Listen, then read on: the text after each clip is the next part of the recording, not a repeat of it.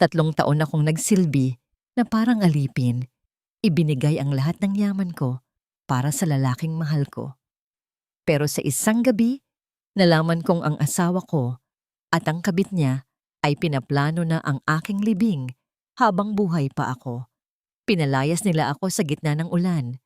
Ngunit bago ako tuluyang lumayo, sisiguraduhin kong ang marangyang buhay na ninakaw nila ay maglalaho rin. Iiwan ko silang dilat ang mata sa isang bahay na kasing lamig ng sementeryo. Sino ang tunay na mananalo kapag ang lahat ay kinuha ko na? Abangan ang aking pagbangon. Shob, sigurado ka bang pipirma siya, Marco? Ang boses ni Doña Aurora ay parang lason na unti-unting kumakalat sa malamig na hangin ng pasilyo, puno ng katusuhan at walang bakas ng pag-aalinlangan. Huwag kang mag-alala, ma. Pipirma si Elena sa mga dokumentong ito. Alam mo naman ang asawa ko, tapat siya hanggang sa punto ng pagiging tanga. Gagawin niya ang lahat. Basta sabihin kong para ito sa ikabubuti ng pamilya natin. At saka, tignan mo nga siya. Nakakasawa na ang itsura niya. Ang mga kamay niya ay kasing gasgas na ng papel de liha.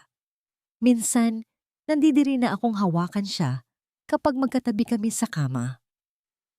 Nakatayo ako sa labas ng pintuan, bitbit ang isang tray ng mainit na tsaa at ang paboritong asul na polo ni Marco na kapapasa ko lang ng tahi. Maingat kong kinumpuni ang butones niyon kanina. Tinitiyak na bawat tahi ay matibay, tulad ng paniniwala ko sa aming pagsasama.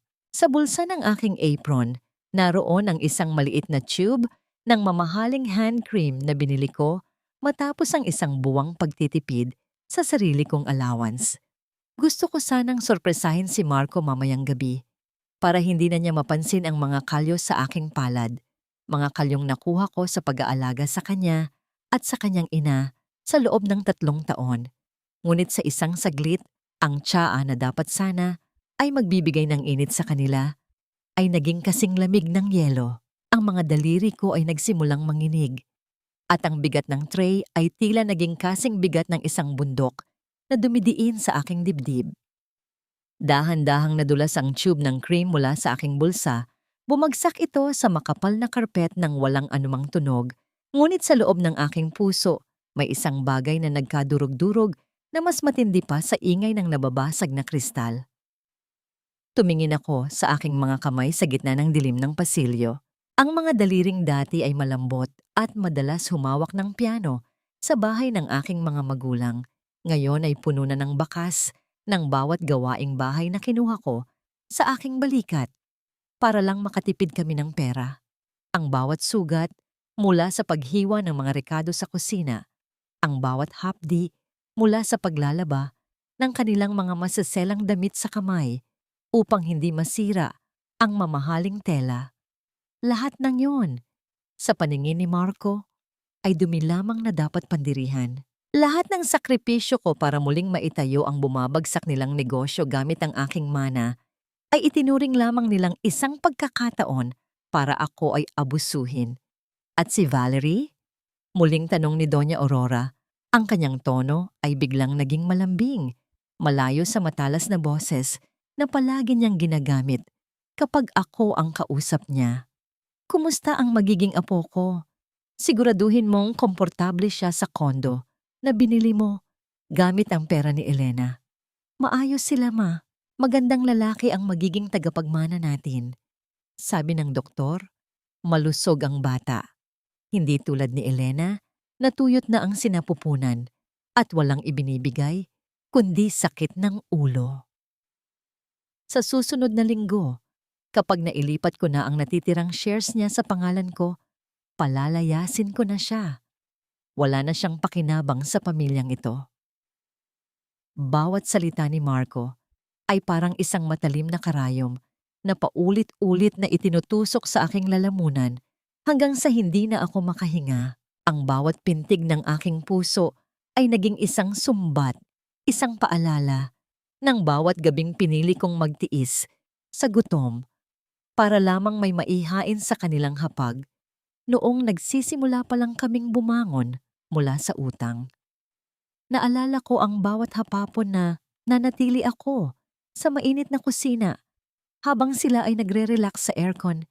Iniisip ko noon na ang pagmamahal ay pagsisilbi. Ngunit ang pagmamahal ko pala ang naging lubid na gagamitin nila para sakalin ako. Hindi ko na naramdaman ang lamig ng sahig sa aking mga paa. Tila ang buong mundo ay biglang tumigil at ang tanging naririnig ko na lamang ay ang mabilis at masakit na kabog ng aking dibdib. Ang lalaking pinangakuan ko ng habang buhay, ang lalaking ipinaglaban ko laban sa payo ng aking mga kaibigan, ay ang parehong tao na nagpaplano kung paano ako itatapon na parang isang basahan matapos akong pigain hanggang sa huling patak ng aking yaman at pagkatao. Ganito na lang ba talaga ang katapusan ng lahat? Pagkatapos ng 3 taon ng pagpapakasakit, pagkatapos kong ibigay ang bawat sentimo ng aking mana at ang bawat segundo ng aking kabataan para sa pamilyang ito. Ang halaga ko ba ay kasing mura lang ng isang gamit na papel de liha na matapos pakinabangan ay itatapon na lang sa putikan? Isang malalim na pait ang namuo sa aking sikmura. Ang tray ng tsaa ay dahan-dahan kong ibinaba sa maliit na mesa sa tabi ng pinto. Walang tunog, walang reklamo. Ngunit sa bawat paghinga ko, ang sakit ay unti-unting napapalitan ng isang kakaibang uri ng lamig. Isang lamig na hindi nagmumula sa paligid, kundi mula sa kaibuturan ng aking kaluluwa. Tumingin ako sa sarado pang pinto ng library. Sa loob ng silid na yon, naroon ang 2 taong itinuring kong pamilya, ngunit sila rin pala ang aking mga berdugo. Ang polo, na tahi-tahi ko pa ang butones, ay naiwan sa tray, isang piping saksi sa aking huling gabi ng pagiging bulag. Sa dinami-dami ng bagyo na sinuong ko para manatili siyang ligtas, sa bawat kulog na hinarap ko para lang maging komportable ang kanyang pagtulog, bakit sa huli, ako pa rin ang kailangang maiwan dito, mag-isa at nanginginig sa gitna ng ulan, habang sila ay nagsasaya sa init ng apoy na ako ang nagparikit. Hindi ko na kailangang magtanong kung bakit. Ang bawat salitang binitawan ni Marco sa loob ng silid na yon ay sapat na para burahin ang 3 taon ng aking pagtitiwala na parang isang guhit sa buhangin na tinangay ng malakas na alon. Pumasok ako sa aming silid nang hindi tumitingin sa kanya. Ang hangin sa loob ay tila naging malapot at mahirap hingayin, puno ng amoy ng kanyang pabango na dati ay nagbibigay sa akin ng kaligtasan, ngunit ngayon ay nagpapabaliktad lamang ng aking sikmura. Anong ginagawa mo, Elena? Gabi na. Nag-iingay ka pa sa pagbubukas ng cabinet. Ang boses ni Marco ay bakas ang iritasyon habang nakahiga siya sa aming kama, abala sa kanyang cellphone. Hindi man lang niya ako tinapunan ng tingin. Ang kanyang kawalang bahala ay mas masakit pa kaysa sa isang sampal. Ililipat ko lang ang mga gamit ko sa kabilang kwarto. Sagot ko sa mahinahong boses, bagamat ang bawat himaymay ng aking puso ay nanginginig sa galit. Masikip na dito, Marco, at mukhang mas kailangan mo ng espasyo para sa mga plano mo. Sandaling natigilan si Marco. Ibinaba niya ang kanyang cellphone at tiningnan ako nang may halong pagtataka at pangungutya. Ano na namang drama ito? Kung dahil ito sa sinabi ni Mama kanina tungkol sa pagkain, huwag mo nang palakihin. Masyado kang sensitibo. At saka, mabuti na ring lumipat ka. Pagod ako sa trabaho, ayaw kong naririnig ang buntong hininga mo gabi-gabi. Tumingin ako sa kanya, direkta sa kanyang mga mata na dati ay tinitignan ko ng may pagsamba. Ngayon, ang nakikita ko na lamang ay isang estranghero, isang lalaking payat ang dangal sa kabila ng magagarang suot. Huwag kang mag-alala, hindi na kita gagambalain pa. Bit-bit ang aking lumang maleta, lumabas ako ng silid na yon nang hindi lumuluha. Sa pasilyo, nakasalubong ko si Yaya Rosa, ang matandang katulong na tanging nagpakita sa akin ng tunay na malasakit sa bahay na ito. Ang kanyang mga mata ay puno ng lungkot. At tila may nais siyang sabihin, ngunit pinipigilan siya ng takot. Nang makarating ako sa maliit at malamig na guest room, agad akong nilapitan ni Yaya Rosa. Sinigurado muna niyang walang nakakarinig bago niya hinawakan ang aking kamay. Ang kanyang mga palad ay magaspang din, tanda ng mahabang panahon ng pagsisilbi. Ngunit ang init niyon ay nagbigay sa akin ng lakas.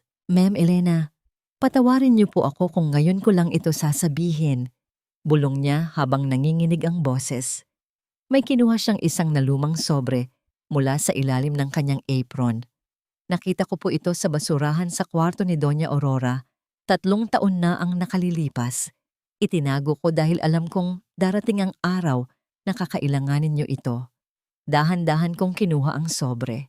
Ang aking pangalan ay nakasulat doon mula sa ospital kung saan kami nagpa-check up ni Marco noong unang taon namin. Binuksan ko ang papel at binasa ang bawat linya. Ang mundo ko ay tila muling gumunaw. Ngunit sa pagkakataong ito, ang guho ay nagbigay daan sa isang nakasisilaw na katotohanan. Ang resulta ng pagsusuri ay hindi sa akin. Ito ay kay Marco. Azoospermia. Ang terminong medikal na nakasulat sa papel ay malinaw pa sa sikat ng araw. Si Marco ang may problema. Siya ang hindi kayang magkaroon ng anak. Ngunit bakit ang hawak kong kopya noon? Ang kopyang ipinamukha sa akin ni Doña Aurora araw-araw ay nagsasabing, ako ang baog. Isang mapait na tawa ang kumawala sa aking lalamunan. Ang katusuhan ng mag-inang ito ay walang hangganan.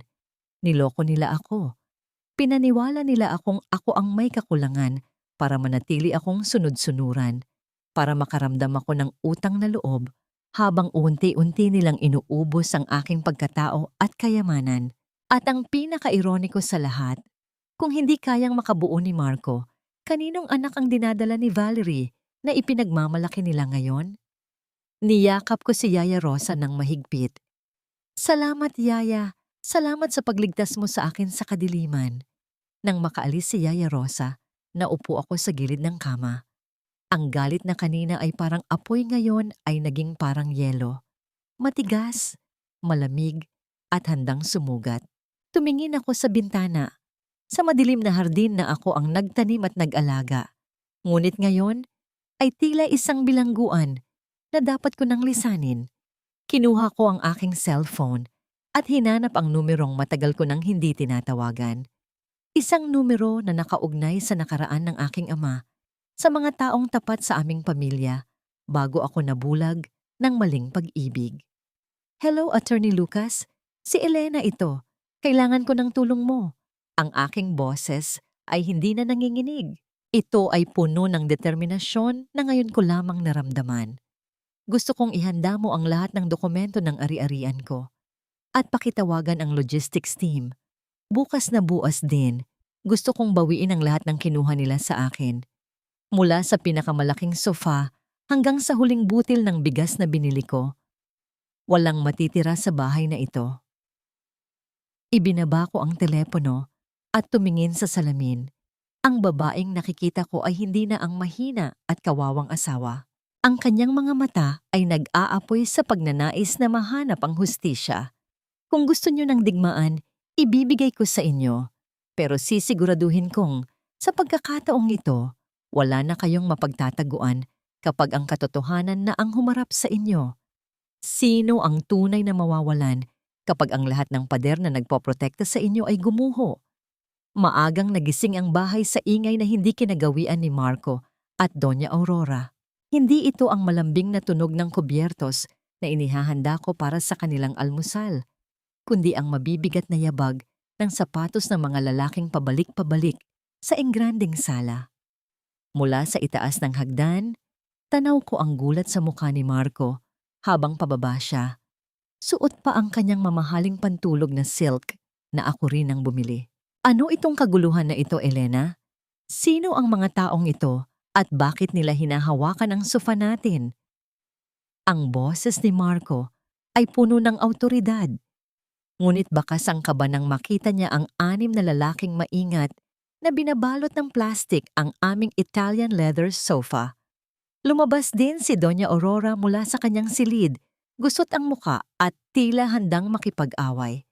Elena, ano ang kabalbalan ito? Bakit mo hinahayaang pasukin ng mga estranghero ang pamamahay ko? Kalmado akong bumaba ng hagdan. Bitbit ang isang makapal na folder. Bawat hakbang ko ay tila isang deklarasyon ng kalayaan. Hindi na ako ang babaeng yumuyuko kapag sinisigawan nila. Tumingin ako kay Doña Aurora, direkta sa kanyang mga matang nanlilisik. Hindi na ito ang pamamahay mo, Doña Aurora, at lalong hindi ito sa inyo. Ibinigay ko kay Marco ang mga dokumento. Basahin mo yan, Marco. Ang bawat piraso ng muebles, ang bawat dekorasyon, pati na ang mga kurtinang nagtatago sa bahong itinatago niyo rito. Lahat iyan ay binili gamit ang pera ng mga magulang ko. Sa ilalim ng ating prenuptial agreement, ang lahat ng ari-ariang nakuha gamit ang aking personal na pondo ay mananatiling akin. Hindi mo pwedeng gawin ito. Asawa kita. Sigaw ni Marco habang mabilis na binabasa ang mga papel. Ang kanyang mukha ay unti-unting namumutla habang napagtatanto niyang wala siyang laban. Asawa!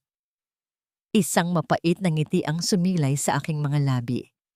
Ang asawa ba ay iyong pinaplano mong palayasin matapos mong ubusin ang yaman? Ang asawa ba ay iyong pinapaniwala mong baog? Baog siya habang ikaw ang may diferensya? Huwag mo akong gamitan ng salitang yan dahil dinudumihan mo lang ang kahulugan yon. Nagpatuloy ang mga trabahador sa kanilang gawain. Nakita ko ang sakit sa mukha ni Doña Aurora nang ibaba ang dambuhalang chandelier mula sa kisame. Isang regalo ng aking ama sa aking kaarawan na pilit niyang inangkin para sa kanyang sala.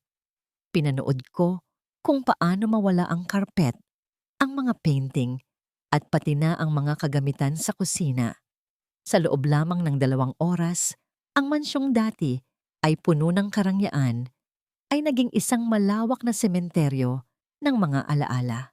Ang tanging naiwan ay ang malamig at kulay abong pader, ang matitigas na sahig na semento, at ang 2 taong tila lumiit ang pagkatao sa gitna ng kawalan.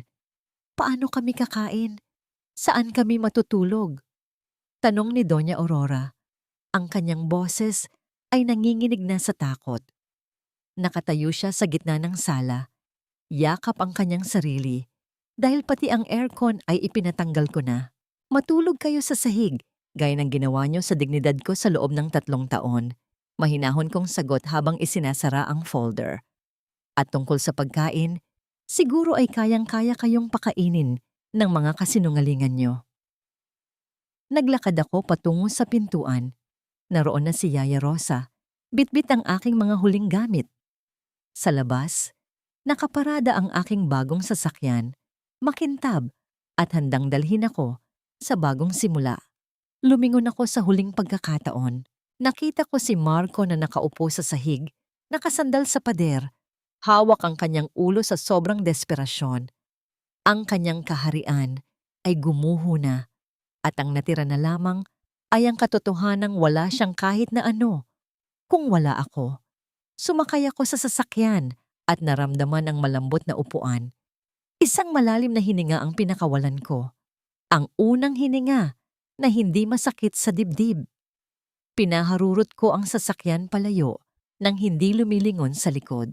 Ang bawat sentimetro ng distansya sa pagitan ko at ng bahay na yon ay tila isang gamot na nagpapahilom sa aking mga sugat. Ngunit sa kabila ng aking tagumpay sa umagang ito, may isang tanong na pilit na gumugulo sa aking isipan habang nakatingin ako sa daan. Sapat na ba ang pagkuha ko sa mga kagamitang ito para mabayaran ang 3 taon kong pagkabilanggo? O ito pa lamang ang unang pahina ng isang kwentong hindi nila malilimutan? Huminto ang sasakyan sa tapat ng isang mataas na tarangkahang bakal na nababalutan na ng gumagapang na baging at mga tuyong dahon. Sa loob ng 3 taon, tila naging isang malayong panaginip ang lugar na ito. Ngunit sa bawat paghinga ko ngayon, ang amoy ng sampagita at hasmin na nagmumula sa hardin ay dahan-dahang humahaplos sa aking alaala. Ito ang tahanan ng aking mga magulang, ang kaisa-isang lugar kung saan hindi ko kailangang magpanggap na malakas, kung saan ang bawat sulok ay nagsasalaysay ng kwento ng tunay na pagmamahal.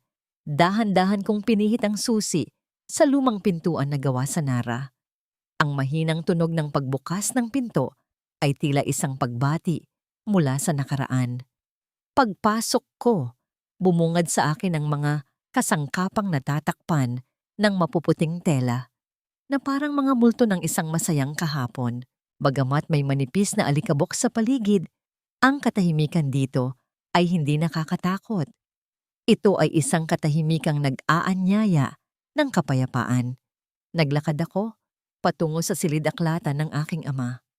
Doon, sa ibabaw ng kanyang lumang desk na gawa sa mahogany, ay nakita ko ang isang kwaderno na may pabalat na balat.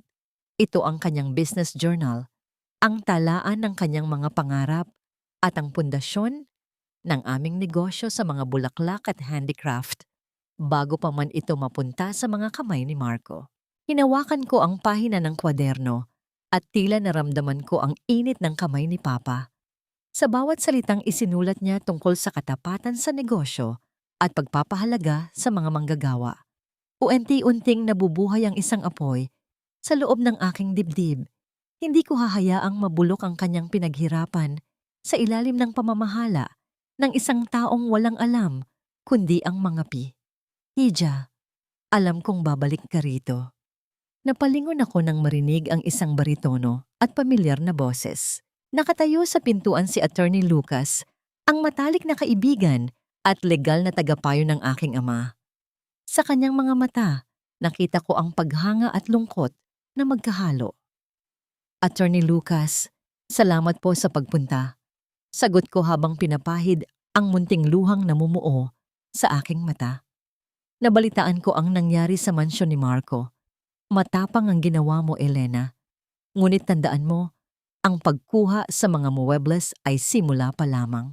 Ang kumpanyang pinapatakbo ni Marco ngayon ay nakatayo sa lupang pagmamay-ari ng iyong pamilya at ang karamihan sa mga shares ay nakapangalan pa rin sa iyo sa ilalim ng isang trust fund na hindi niya maaaring galawin nang walang pahintulot mo.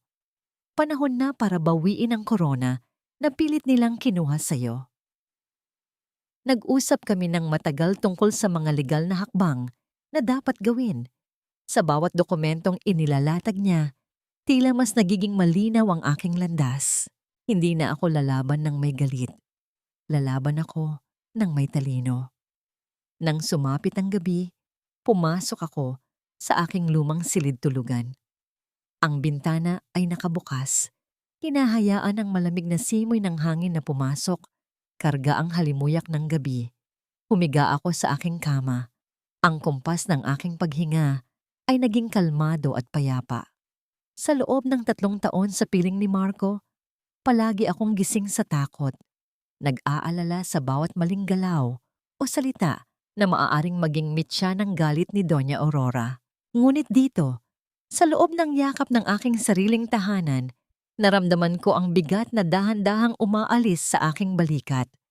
Para itong yakap ng aking ina, isang haplos na nagsasabing ligtas na ako.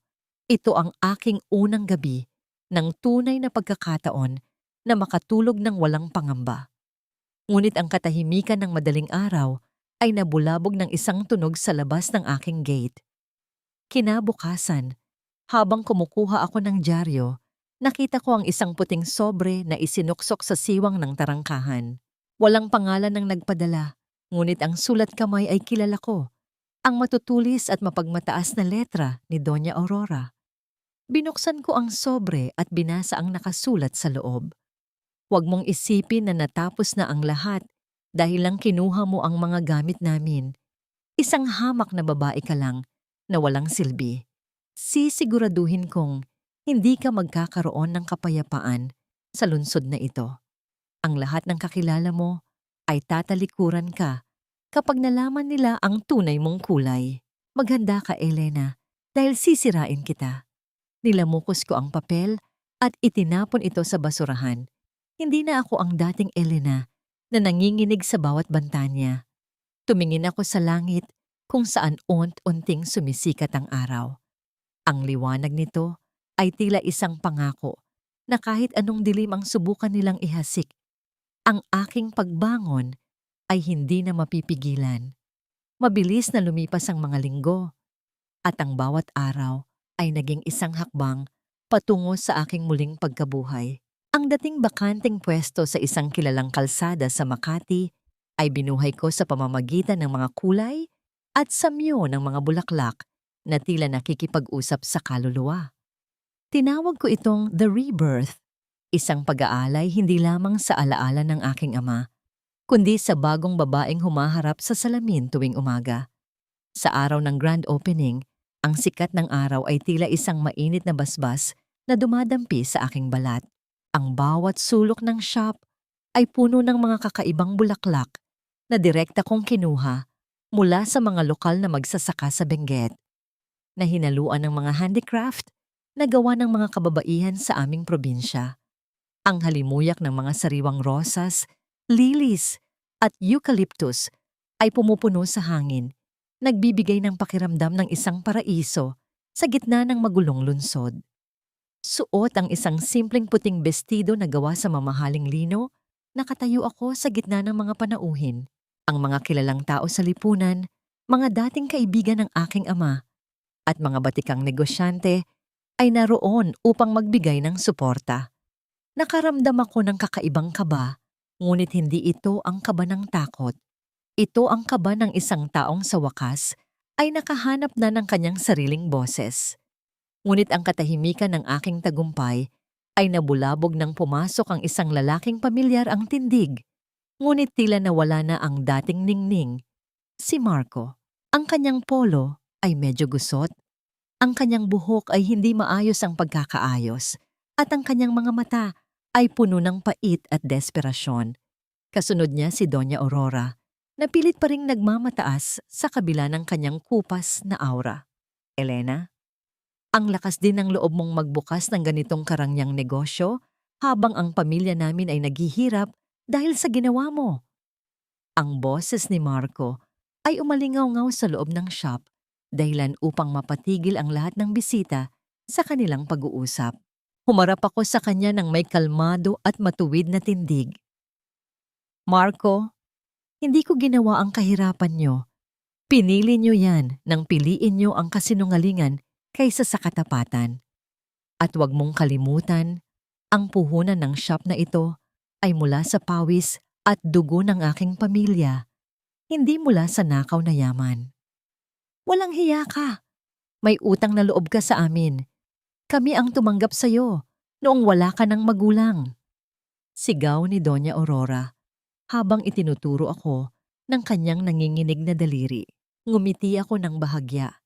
Isang nanangiting puno ng awa. Utang na loob? Binayaran ko na yan sa loob ng 3 taon ng pagiging alipin sa sarili kong pamamahay. Binayaran ko yan sa bawat sentimo ng aking mana na ginamit nyo para suportahan ang inyong marangyang buhay habang pinapaniwala nyo akong wala akong halaga. At tignan mo nga ang sarili mo.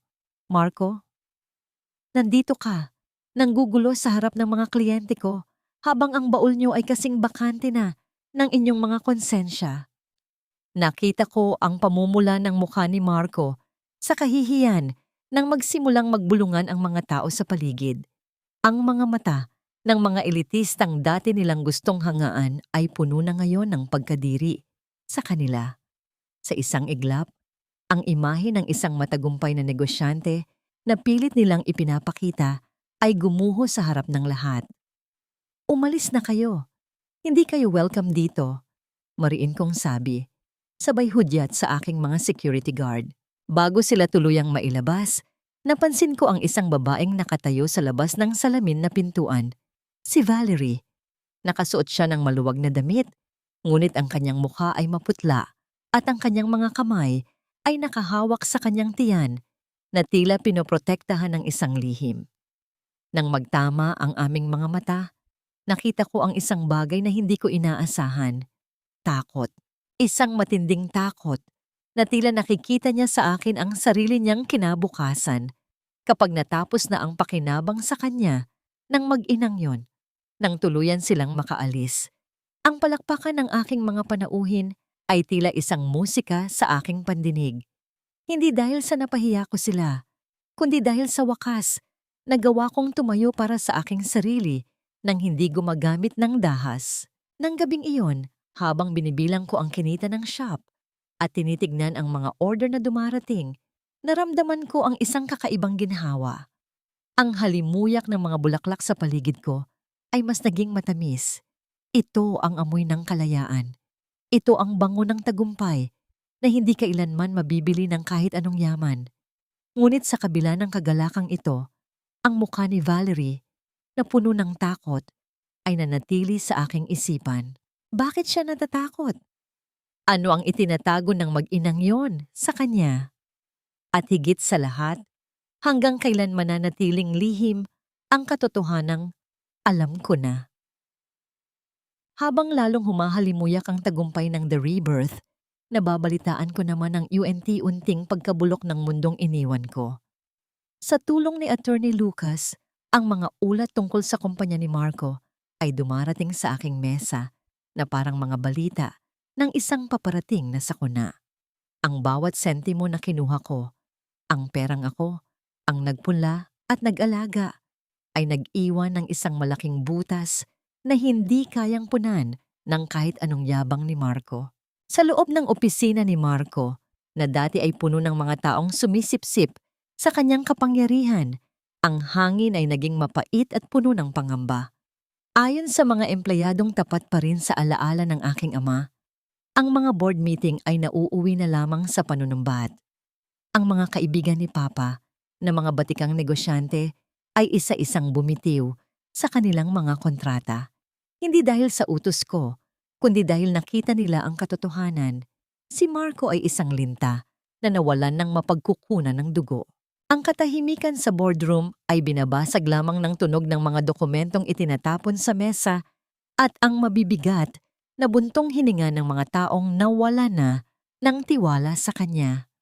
Sa kabilang banda, si Doña Aurora ay nakikipaglaban sa sarili niyang impyerno. Nabalitaan ko kay Yaya Rosa na ang dating reyna ng mansyon ay madalas na ngayong nakikitang nakatitig sa kanyang bakanteng alahas box. Ang bawat kwintas na dati ay kislap ng kanyang kayabangan ay uent-unti nang napupunta sa mga pawnshop sa paligid ng Makati para lamang mapanatili ang ilusyon ng kanilang marangyang buhay. Ang amoy ng mamahaling pabango sa kanyang silid ay napalitan na ng amoy ng alikabok at pagkadesperado.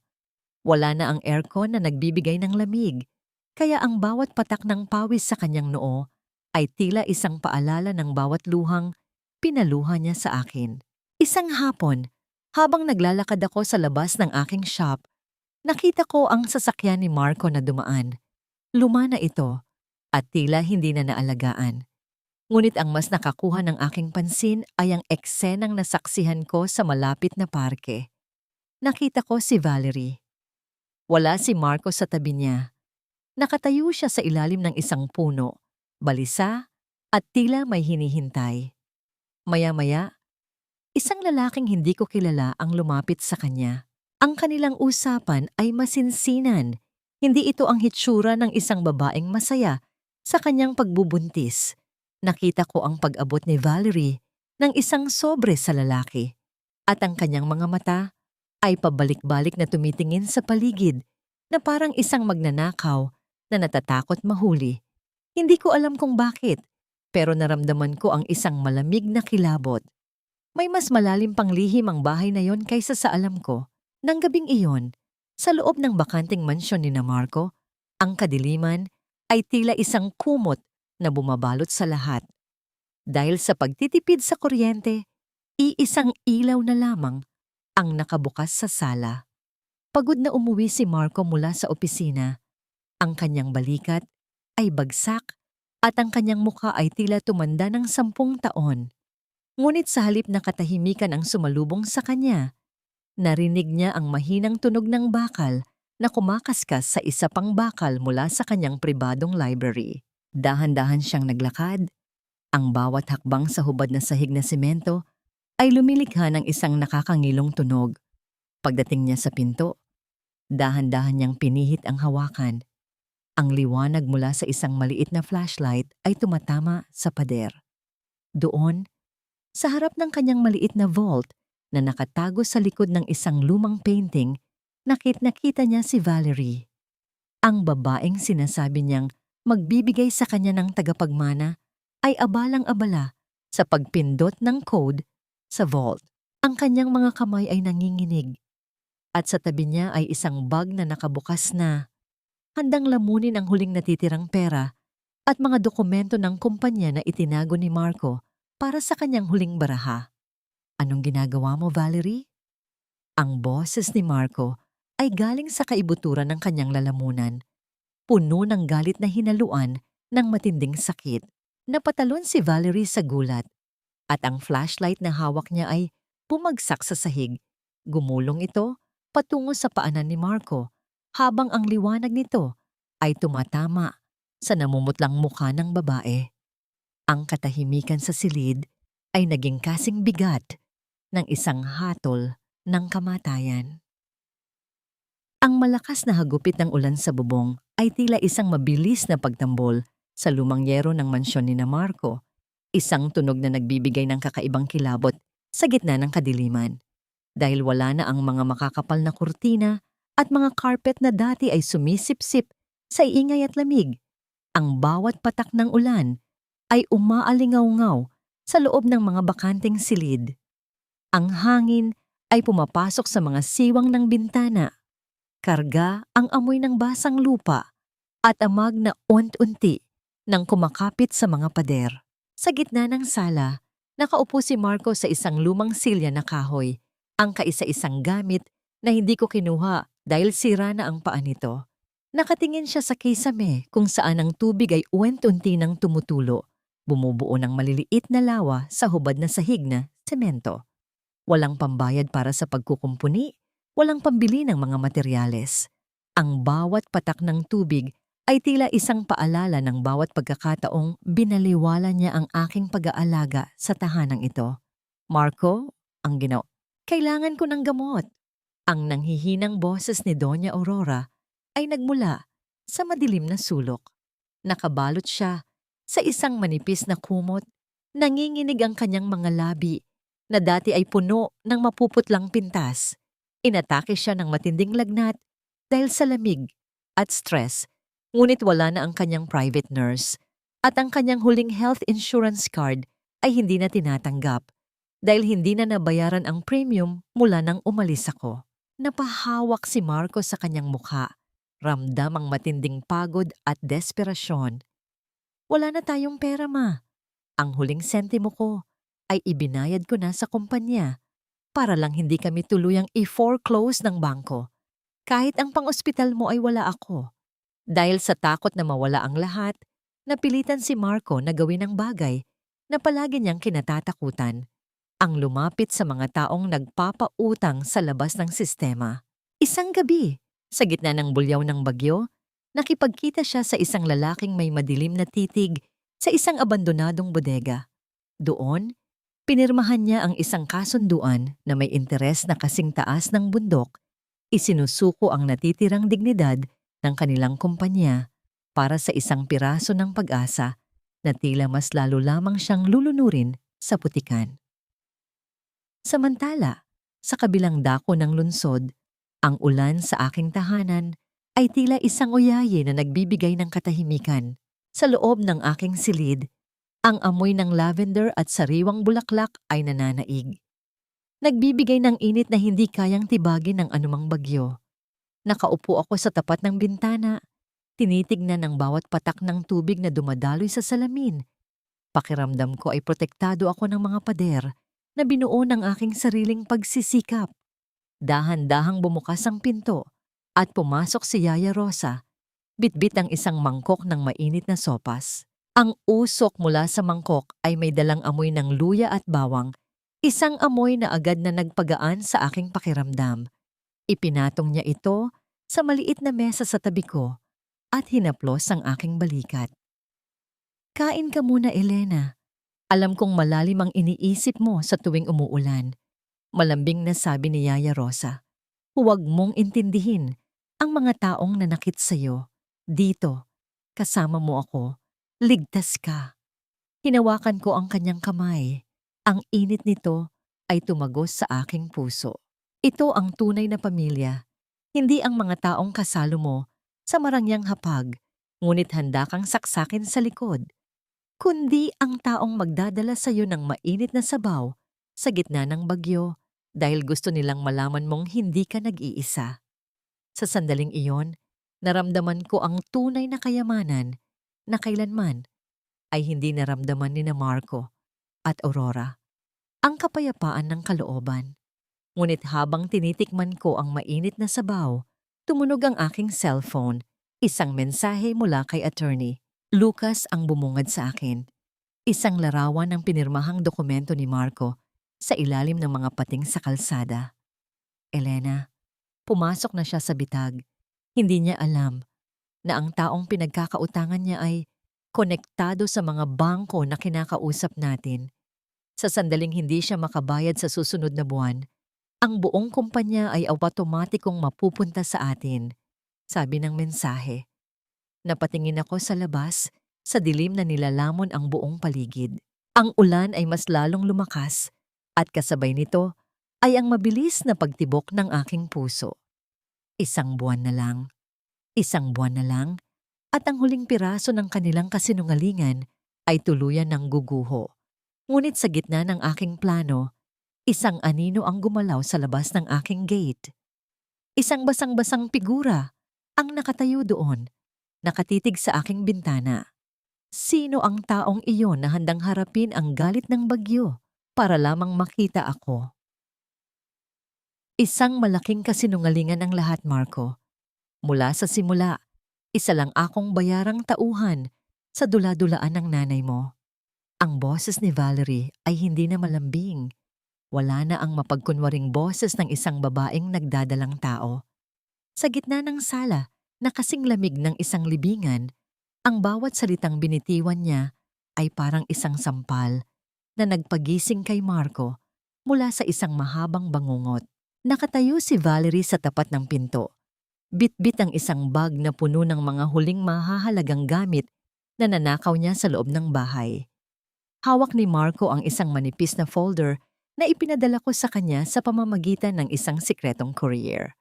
Sa loob niyon ay ang katotohanang matagal ko nang itinatago. Ang resulta ng DNA test at ang katunayan na si Valerie ay hindi kailanman nagbuntis.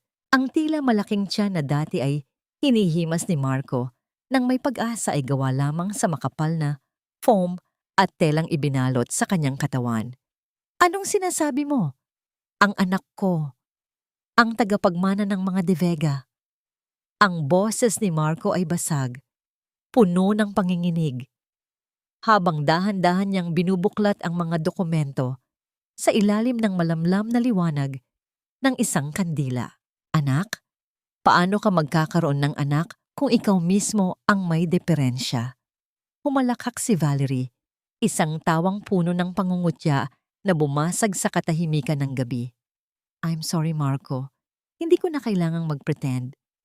Binayaran ako ni Doña Aurora para akitin ka, para palayasin si Elena dahil ayaw niyang makuha ng pamilya ni Elena ang kontrol sa kumpanya niyo.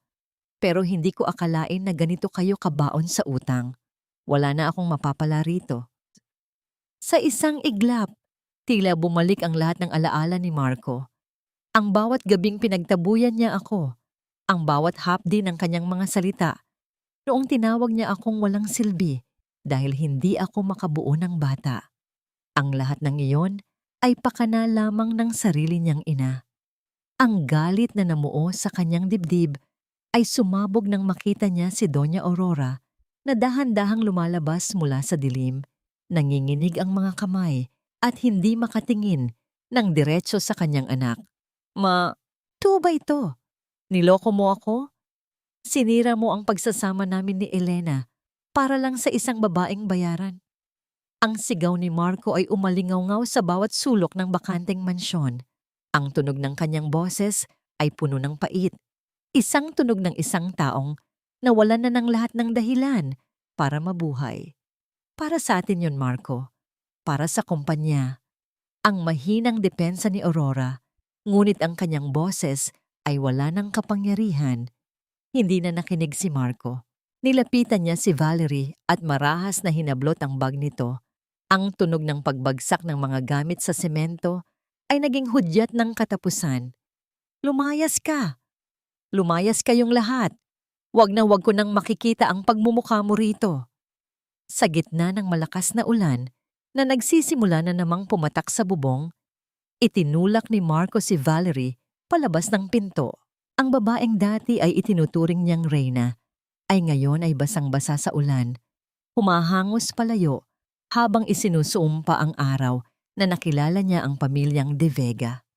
Habang nangyayari ang lahat ng ito, naroon ako sa The Rebirth, napapaligiran ng bango ng mga sariwang bulaklak at ang malambot na liwanag ng aking opisina. Hawak ko ang isang tasa ng tsa at sa aking harapan ay ang isang lumang litrato naming dalawa ni Papa. Naramdaman ko ang isang malalim na katahimikan sa aking puso. Hindi ito ang saya ng isang taong nagtagumpay sa digmaan, kundi ang ginhawa ng isang taong sa wakas ay nakalaya na sa isang madilim na bilangguan. Hinaplos ko ang frame ng litrato ni Papa. Pamalapit na. Mababawi ko na ang lahat ng pinaghirapan mo. Nabalik lamang ang aking diwa nang tumunog ang aking cellphone. Isang video message mula sa security camera na ipinalagay ko sa tapat ng bahay ni na Marco ang dumating.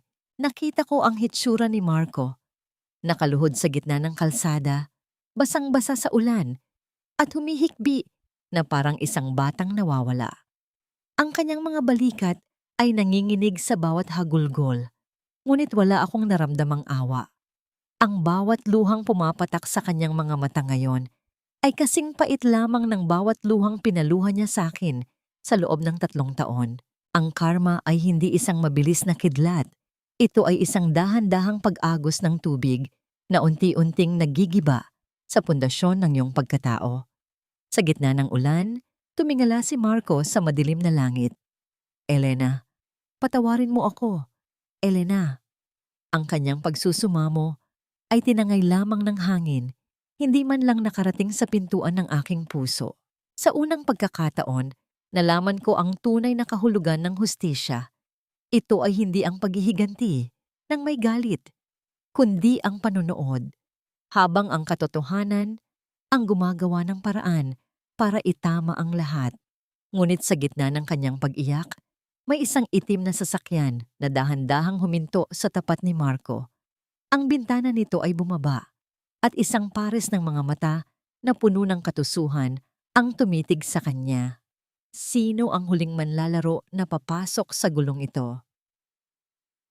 Ang bawat palakpak na umuusal sa loob ng engrandeng bulwagan ng isang tanyag na hotel sa Makati ay tila isang himig ng tagumpay na nagpapawi sa lahat ng hirap na aking dinanas.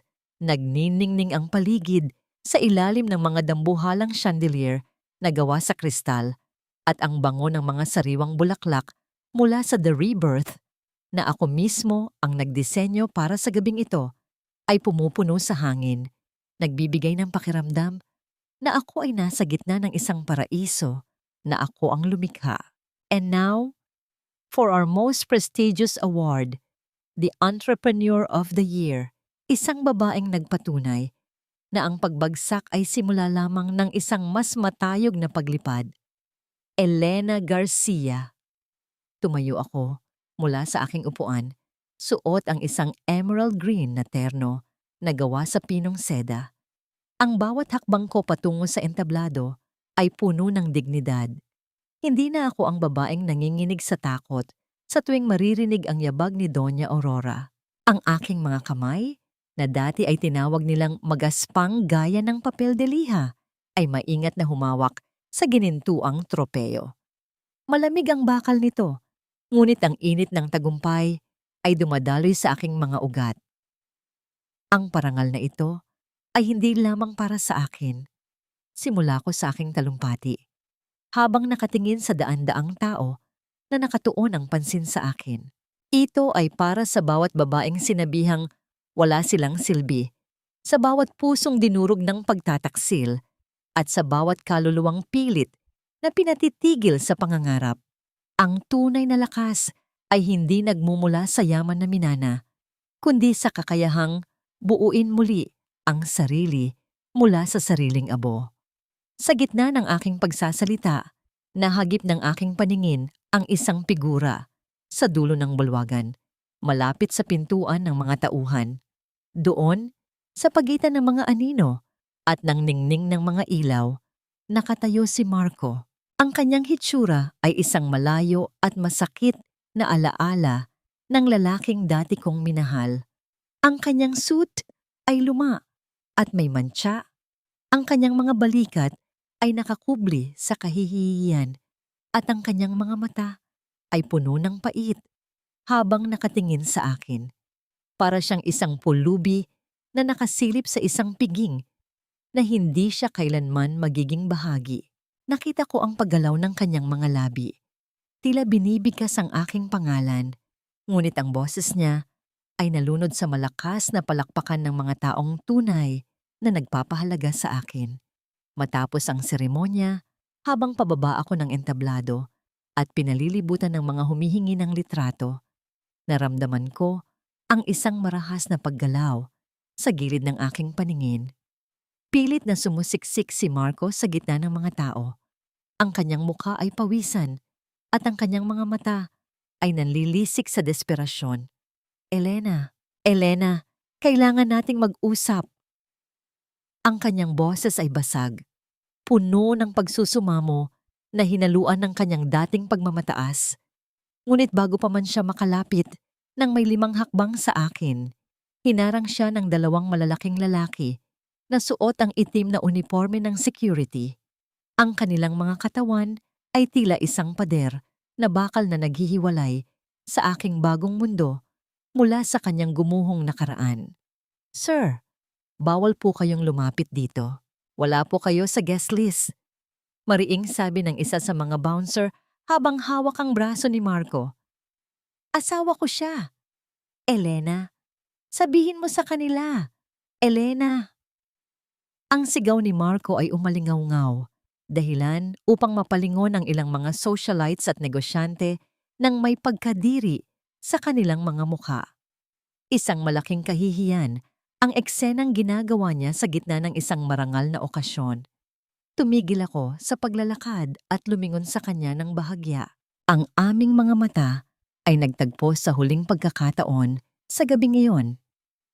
Hindi galit ang naramdaman ko, kundi isang malalim at malamig na kawalan ng pakiramdam.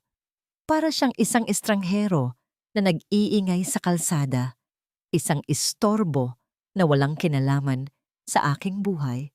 Wala na akong asawa, Marco. Matagal na siyang namatay kasama ng mga kasinungalingan niyo. Mahinahon kong sabi. Sapat na para marinig niya bago ako tuluyang tumalikod. Pinanood ko kung paano siya kinaladkad ng mga security guard palabas ng bulwagan. Ang kanyang mga paa ay nagsasayad sa makintab na sahig habang pilit siyang kumakawala. Ang pinto ay sumara ng may mabigat na tunog. Inilalayo ang kanyang ingay mula sa katahimikan ng aking tagumpay. Nang muli akong humarap sa mga bisita, isang matamis na ngiti ang sumilay sa aking mga labi. Ang hangin ay tila mas naging madaling hingahin. Ngunit sa aking pagtalikod, isang hindi kilalang lalaki na nakasuot ng itim na Amerikana ang lumapit sa akin at may iniabot na isang maliit na card. Mula po ito sa taong nagmamay-ari ng lupang kinatatayuan ng mansyon ng mga De Vega, Ma'am Elena. Sabi niya, handa na raw po ang lahat para sa huling hakbang. Sino ang misteryosong tao na ito na tila alam ang bawat plano ko? At ano ang huling hakbang na tinutukoy niya na magpapabagsak ng tuluyan sa pamilyang De Vega? Huwag kang lumapit, Marco. Ang bawat hakbang mo sa lupang ito ay parang pagtapak sa libingan ng 3 taon kong pagtitiis. Ang boses ni Elena ay hindi sumisigaw, ngunit ang bawat salita ay may talim na tila humihiwa sa malamig na hangin ng umaga. Nakatayo siya sa veranda ng kanyang tahanan, suot ang isang itim na silk robe na kumikinang sa ilalim ng unang sinag ng araw. Sa kanyang kamay ay isang baso ng sariwang juice habang ang amoy ng bagong luyang kape ay humahalimuyak sa paligid, nagbibigay ng matinding kaibahan sa hitsura ng lalaking nasa harap ng kanyang gete. Si Marco ay nakaluhod sa matigas na semento ng kalsada. Ang kanyang mga mata ay namumula at puno ng puyat. Ang kanyang mga kamay ay nanginginig habang nakakapit sa bakal na rehas ng tarangkahan. Elena, pakiusap. Kailangan kita. Si Mama, lumalala ang sakit niya. Ang kumpanya. Kinuha na ng bangko ang lahat. Ikaw lang ang makakapagsalba sa amin. Utang na loob, patawarin mo na ako. Isang dahan-dahang pag-iling ang isinagot ni Elena. Inilapag niya ang kanyang baso sa marmol na mesa at dahan-dahang bumaba ng hagdan. Ang tunog ng kanyang tsinelas sa makinis na tiles ay tila isang mabagal na tibok ng orasan na nagbibilang ng katapusan ni Marco. Nang makarating siya sa tapat ng gate, hindi niya ito binuksan. Nanatili ang bakal na harang sa pagitan ng kanyang kalayaan at ng pagkadesperado ni Marco. Utang na loob, pag-uulit ni Elena, ang kanyang tinig ay puno ng mapait na panunuya. Nakalimutan mo na ba ang bawat gabing pinamukha niyo sa akin na wala akong halaga?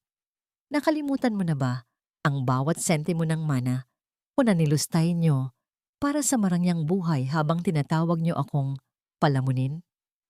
Marco, ang utang na loob na sinasabi mo ay matagal ko nang binayaran ng aking luha at dugo. Maya-maya, isang itim na sasakyan ang huminto sa likuran ni Marco. Lumabas mula roon si Doña Aurora, na tila isang anino na lamang ng kanyang dating mapagmataas na sarili. Ang kanyang mukha ay maputla, ang kanyang mga damit ay gusot, at wala na ang mga alahas na dati ay kumikinang sa kanyang leeg at mga daliri. Elena, hiha, ang boses ni Aurora ay nanginginig. Wala na ang talas na dati ay nakakasugat sa puso ni Elena. Patawarin mo kami. Nagkamali ako. Hindi ko dapat hinayaan ang kasakiman na lamunin ang pamilya natin.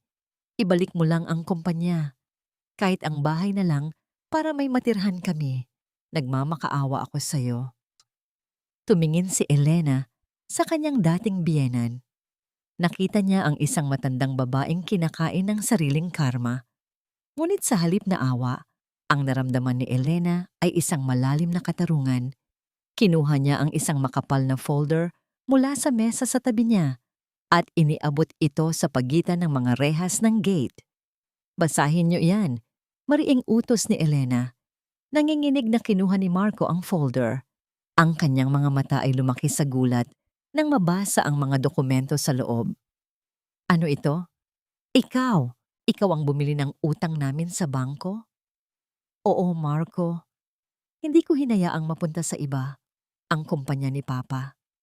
Binili ko ang lahat ng utang nyo, kasama ang titulo ng mansyong tinitirhan nyo ngayon. Sa madaling salita, ako na ang may-ari ng bawat pako at semento na kinatatayuan nyo. At bilang bagong may-ari, ang unang desisyon ko ay ang paalisin ang mga taong nagnakaw sa akin. Elena, wag naman. Saan kami pupunta? Ang hagulgol ni Aurora ay bumasag sa katahimikan, isang tunog ng pagsusumamo na hinaluan ng huling piraso ng kanyang kahihiyan. Wala na akong pakialam kung saan kayo pupunta. Siguro ay doon kayo pumunta sa mga taong pinagkakautangan nyo ng dangal, sagot ni Elena habang dahan-dahang tumatalikod. Tumigil siya sandali at lumingon muli. Ang kanyang mukha ay maliwanag sa ilalim ng sikat ng araw. Marco, tinanong mo ako noon kung ano ang halaga ko dahil wala akong anak. Ngayon, tignan mo ang paligid mo. Ang halaga ko ay ang bawat tagumpay na nakikita mo at ang halaga mo ay ang kawalan na nararamdaman mo ngayon. Dahan-dahang pumasok si Elena sa loob ng kanyang tahanan at ang malaking pinto na gawa sa naera ay sumara ng may mabigat at pinal na tunog. Ang ingay ng pagsasara ay tila isang tuldok sa isang mahaba at masakit na pangungusap ng kanyang nakaraan. Sa labas, naiwan ang mag-inang De Vega na nakalugmok sa kalsada habang ang init ng araw ay unti-unting nagpapaalala sa kanila na wala na silang masisilungan. Sa loob ng tahimik na sala, naupo si Elena at huminga ng malalim. Ang bawat tibok ng kanyang puso ay wala ng kaba, wala ng sakit. Ang kanyang kumpanya ay sa kanya na muli. Ang kanyang dignidad ay buo na. Ngunit sa kabila ng lahat ng ito, isang maliit na sobre ang naiwan sa kanyang mesa. Isang sobre mula sa isang klinika sa ibang bansa na hindi niya pa nabubuksan. Ano ang huling katotohanang naghihintay sa loob ng sobreng iyon na maaaring magpabago sa lahat ng alam niya tungkol sa kanyang sarili? Sa harap ng gate ng mansyong dati ay kulungan ng aking mga pangarap. Nakatayo ang isang van ng sheriff at 2 security guard. Pinanood ko mula sa loob ng aking sasakyan kung paano ilabas ni Marco ang huling maleta niya. Ang kanyang mga kilos ay mabagal, puno ng pagkabigo, habang si Doña Aurora ay nakasandal sa pader, umiiyak ng walang tunog. Wala silang magawa. Ang batas ay nasa panig ko na ngayon. Ang bawat piraso ng semento na tinatapakan nila ay pag-aari ko na. Nang tuluyan ng umalis ang kanilang sasakyan, isang lumang taxi na kinuha nila dahil wala na silang sariling driver, bumaba ako at pumasok sa loob. Ang bango ng mansyon na dati ay puno ng mamahaling pabango ay napalitan na ng amoy ng alikabok at kalungkutan. Ngunit sa halip na malungkot, naramdaman ko ang isang matinding kagustuhan na linisin ang bawat sulok nito. Ipakuha ang lahat ng natitirang gamit nila at ibigay sa charity. Utos ko kay Yaya Rosa na nasa tabi ko. Gusto kong pinturahan ang lahat ng pader ng kulay puti. Gusto kong pumasok ang liwanag sa bawat silid na naging saksi sa aking pagdurusa. Naglakad ako patungo sa likod bahay, sa malawak na hardin kung saan dati ay palagi akong pinapagalitan ni Doña Aurora dahil sa pagtatanim ko ng mga rosas. Doon, nagpagawa ako ng isang maliit na hukay. Isa-isa kong itinapon ang mga alaala ng aking nakaraan. Ang aming wedding album na puno ng mga ngiting plastik, ang mga liham ni Marco na puno ng mga pangakong napako, at ang aking wedding gown na dati ay simbolo ng aking pag-asa ngunit naging simbolo ng aking pagkabilanggo. Nagsimulang magningas ang apoy. Pinanood ko ang dahan-dahang paglamon ng apoy sa mga mukha namin sa litrato. Ang itim na usok ay dinala ng hangin paakyat sa langit. Tila ba kasabay niyon ay ang paglaya ng aking kaluluwa mula sa bigat ng 3 taon. Walang galit sa aking puso habang tinitignan ko ang apoy. Tanging isang malalim na pagtanggap na ang kabanatang ito ay tapos na. Kinuha ko mula sa aking bulsa ang sobrang kanina ko pahawak. Ang resulta mula sa fertility clinic sa Singapore. Dahan-dahan ko itong binuksan. Ang bawat salitang nakasulat sa Ingles ay tila isang awit ng katarungan sa aking pandinig. Hindi lamang nito kinumpirma na ako ay perpektong malusog. Isiniwalat din nito ang katotohanan tungkol sa pagkakunan ko 2 taon na ang nakalilipas. Ang mga gamot na ibinibigay sa akin ni Doña Aurora noon para raw pampakapit ay mga bawal na gamot na unti-unting nagpahina sa aking katawan. Pinatay nila ang aking unang anak para lamang magkaroon sila ng dahilan na tawagin akong baog at makuha ang aking mana. Nanginig ang aking buong katawan, hindi sa takot, kundi sa isang matinding determinasyon. Ngunit sa halip na bumalik sa galit, tumingin ako sa maliit na batang babae na dahan-dahang lumalabas mula sa pintuan ng kusina. Bit-bit ang isang manika. "Mama?" Tawag ni Maya, ang aking 2 taong gulang na anak na itinago ko sa pangangalaga ng aking tiyahin sa probinsya para sa kanyang kaligtasan habang nakikipaglaban ako sa mga De Vega. Binuhat ko si Maya at naramdaman ang kanyang malambot na braso na yumayakap sa aking leeg. Ang kanyang amoy na kasing bango ng gatas at pulbos. ay sapat na para burahin ang lahat ng pait ng nakaraan. Siya ang aking lihim na lakas, ang dahilan kung bakit hindi ako sumuko. Ang makita siyang tumatawa at tumatakbo sa loob ng mansyong ito na ngayon ay gagawin ko ng isang center para sa mga kababaihang inabuso ay ang pinakamataas na uri ng paghihiganti at paghilom. Dito na tayo titira, anak. Pero hindi na ito bahay ng kalungkutan. Gagawin nating hardin ng mga pangarap ang bawat sulok nito. Bulong ko sa kanya habang hinahaplos ang kanyang buhok. Tumayo ako nang matuwid sa gitna ng aking bagong kaharian. Ang mansyon ng mga De Vega ay wala na. Ang bahay ni Elena ay isinilang na. Ang bawat babaeng papasok dito ay makakahanap ng lakas gaya ng pagkakahanap ko sa sarili ko. Tumingala ako sa langit kung saan unti-unti nang nawawala ang usok ng aking sinunog na nakaraan. Ang araw ay nagniningning, nagbibigay ng init na hindi na kailanman mananakaw ng kahit na sino. Ngunit sa labas ng gate, may isang taong nakatayo. Isang taong matagal ko nang hindi nakikita. Bitbit ang isang lihim na maaring magbukas ng isa pang pinto sa aking kinabukasan. 5 taon na ang nakalilipas mula nang gumuho ang mga pader ng kasinungalingan sa loob ng mansyon ng mga De Vega. Ang bawat sugat na dati ay sariwa at nagnanaknak sa sakit ay dahan-dahan nang natuyo. Naiwan lamang ang mga peklat na nagsisilbing medalya ng aking katatagan. Ngayon, habang nakatayo ako sa malawak na veranda ng bahay ni Elena, isang sentro para sa mga kababaihang nagnanais bumangon muli. Ang simoy ng hangin ay kasing tamis ng halimuyak ng mga sariwang rosas mula sa aking hardin. Ang sikat ng umaga ay malambot na humahalik sa aking balat. Nagbibigay ng init na hindi nakakapaso. Sa loob ng malaking sala na dati ay puno ng malamig na aura ni Doña Aurora, naririnig ko ngayon ang masayang tawanan ng mga bata at ang mahinang tunog ng mga kubyertos. Ang amoy ng masarap na kape at bagong luto na tinapay ay pumupuno sa bawat sulok.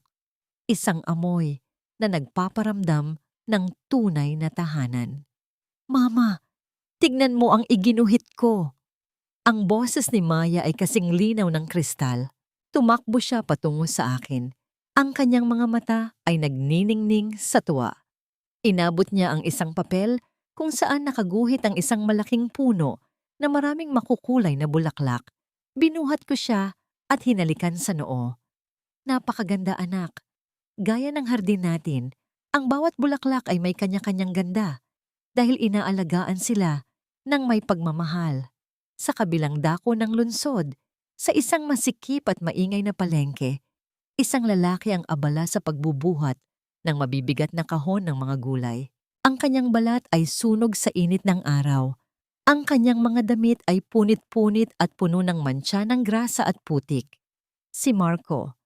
Ang bawat butil ng pawis na pumapatak mula sa kanyang noo ay tila isang sumbat ng bawat segundong nilustay niya noong siya ay nasa ituktok pa ng tagumpay. Wala na ang kanyang marangyang sasakyan. Ngayon, ang tanging gamit niya ay ang kanyang nanginginig na mga binti para lamang makarating sa kanyang maliit at mainit na silid sa isang paupahan. Sa loob ng silid na yon, nakahiga si Doña Aurora sa isang manipis na kutsyon na nakalatag sa sahig.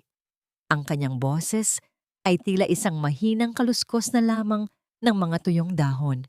Wala na ang kanyang mga alahas, wala na ang mga taong sumisipsip sa kanyang kapangyarihan. Ang tanging kasama niya ay ang katahimikan at ang pagsisisi na huli na para itama. Ang bawat ubo niya ay umaalingaw-ngaw sa 4 na sulok ng madilim na kwarto, isang tunog ng isang reynang nawalan ng kaharian dahil sa sariling kasakiman. Minsan, kapag dumadaan ang aking sasakyan sa mga kalsada ngayon, nakikita ko ang anino ng kanilang paghihirap. Ngunit wala na akong nararamdamang galit. Ang pagpapatawad ay hindi nangangahulugang ibabalik ko sila sa aking buhay. Ang pagpapatawad ay ang pagputol sa kadena na nag-uugnay sa aking emosyon sa kanilang mga pagkakamali. Hinayaan ko na ang tadhana ang gumawa ng huling hatol. Ang kanilang kalagayan ngayon ay ang hiya na kailangan nilang pasanin habang buhay. Ang kahihiyang mawala ang lahat dahil sa pagtataksil sa taong tapat na nagmahal sa kanila. Attorney Lucas ay nananatiling aking matapat na katuwang sa negosyo. At si Yaya Rosa ay nananatiling ilaw ng aming tahanan. Nag-aalaga kay Maya ng may wagas na pagmamahal. Hindi ko na kailangan pang maghanap ng bagong asawa para maramdamang buo ako. Ang aking tagumpay sa negosyo, ang kaligayahan ng aking anak, at ang libu-libong kababaihang natulungan ng aking foundation ay sapat na para sabihing ako ang pinakamayamang babae sa mundo. Isang hapon, habang naglalakad kami ni Maya sa pampang ng dagat, pinanood ko ang paglubog ng araw. Ang langit ay nagkulay kahel at lila, isang sining na walang kapantay. Naramdaman ko ang malamig na tubig sa aking mga paa, tila hinuhugasan ang bawat natitirang bigat ng nakaraan. Mama, masaya ka ba? Tanong ni Maya habang nakatingala sa akin.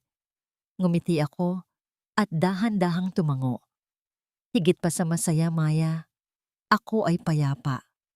Ang kapayapaan ng aking naging huling tagumpay, hindi ang pera, hindi ang mansyon, kundi ang kakayahang humarap sa salamin at makita ang isang babaeng hindi sumuko sa bagyo, kundi natutong sumayaw sa gitna nito. Ang kwento ni Elena ay hindi nagtapos sa paghihiganti.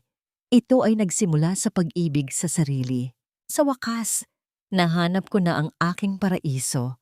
Isang paraisong hindi na kailanman mananakaw ng kahit na sino dahil ang mga pader nito ay binuo mula sa katotohanan at ang mga pundasyon nito ay itinanim ng may pag-asa at patawad.